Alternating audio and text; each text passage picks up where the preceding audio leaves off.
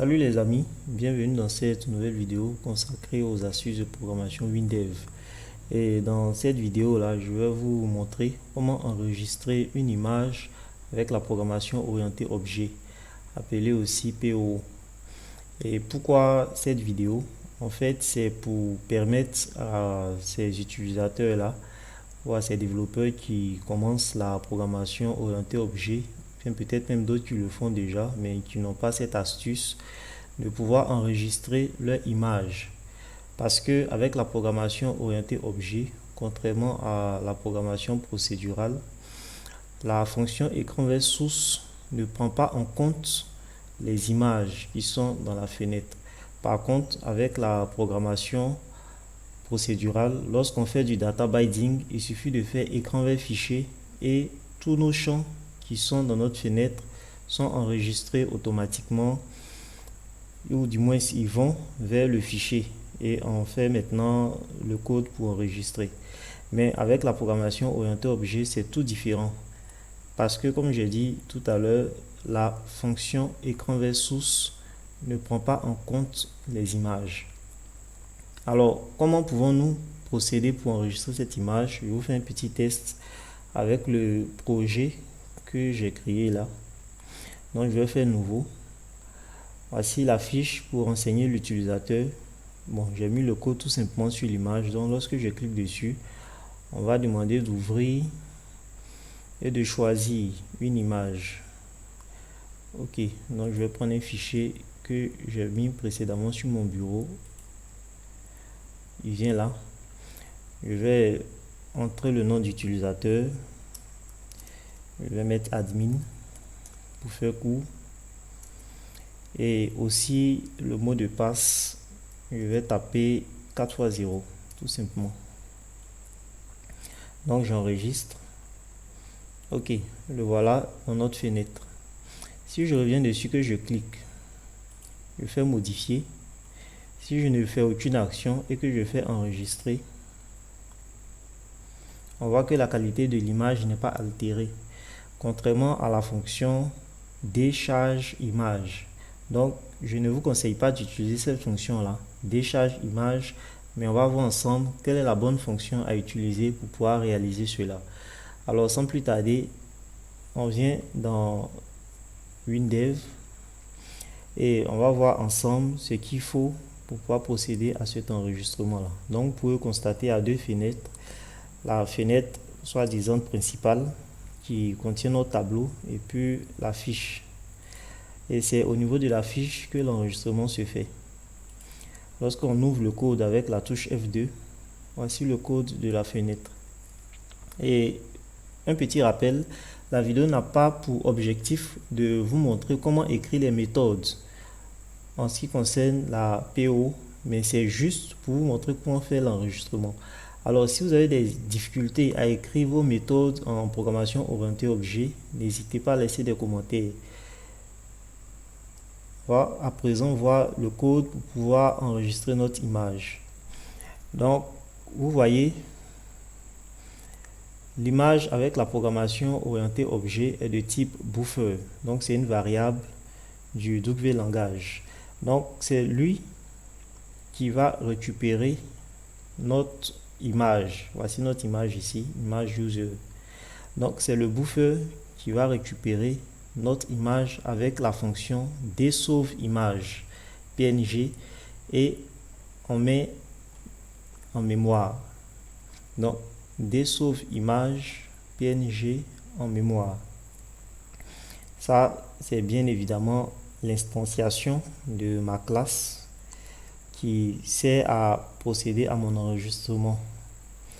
Alors, lorsqu'on vient au niveau de l'enregistrement, on pose une condition, laquelle, si c'est un premier enregistrement qu'on fait, alors on prend -1 dans la mesure où l'enregistrement ne figure pas encore dans notre base de données. Donc, -1, ça ne figure pas dans la base de données, c'est pour nouveau.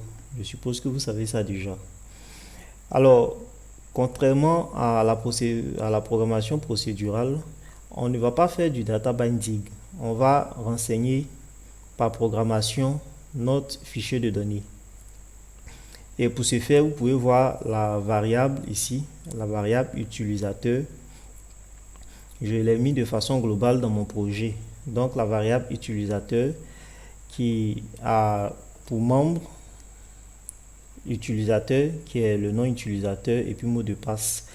Et également, on a la photo de l'utilisateur. Donc, on fait par programmation l'enregistrement de notre fichier de données. Alors, l'utilisateur de notre variable sera égal à la saisie utilisateur. Il en va de même pour mot de passe, saisie mot de passe. En ce qui concerne maintenant l'image, on pose une condition encore. Alors, si notre image est vide, c'est-à-dire si on n'a pas choisi d'image pour notre champ, qu'est-ce qu'on va faire? Si on a pris aussi une image, tel que c'est le cas ici, qu'est-ce qu'on va faire? Alors, si l'image est différente de 0, c'est-à-dire c'est pas vide, on a choisi une image comme tout à l'heure dans l'exemple, notre variable photo sera égale à la valeur de notre buffer d sauf image, notre image en mémoire. Maintenant, si c'est vide, alors on va dire que notre variable aussi est vide. Et on poursuit par l'enregistrement, comme vous savez le faire certainement. Donc la méthode pour enregistrer, c'est telle qui est là. On fait un toast à l'utilisateur pour montrer que l'ajout a été effectué avec succès. Et puis on actualise le tableau de sorte à ce que les informations qu'on a renseignées puissent se retrouver dans notre tableau. Donc ça c'est au cas où c'est -1.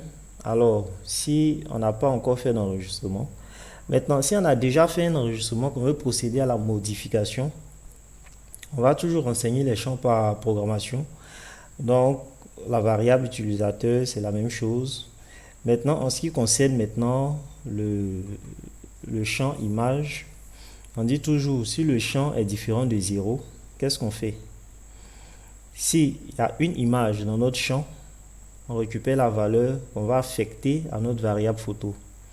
Maintenant, s'il n'y a pas d'image, on garde l'image. Si on ne modifie pas l'image, on garde l'image qui est là. Parce que là, on n'est plus à l'ajout, on a la modification.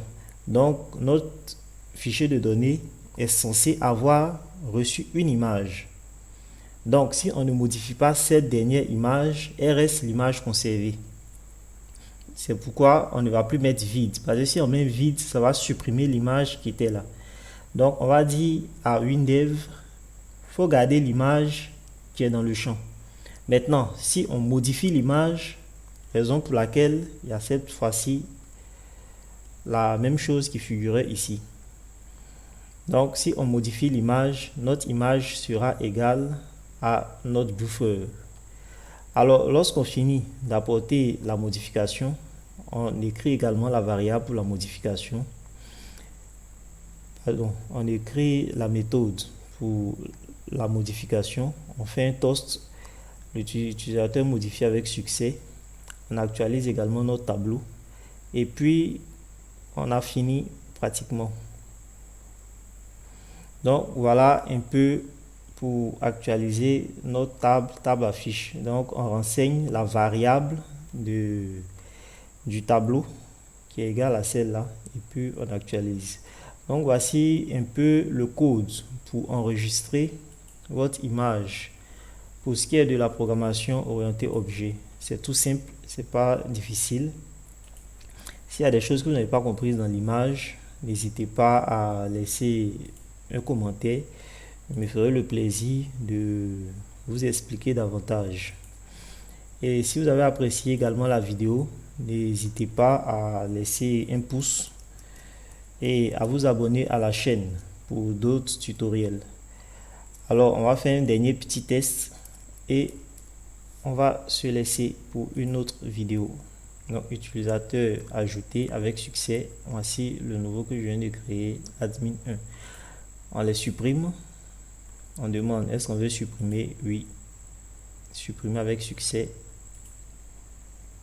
Supprimer avec succès. Donc désormais, au lieu de faire des projets, où vous ne pourrez pas ajouter des images, peut-être aux utilisateurs ou bien au personnel. Avec la programmation orientée-objet, vous pouvez désormais ajouter vos images sans problème. Merci d'avoir visionné la vidéo jusqu'au bout. A plus pour une autre vidéo.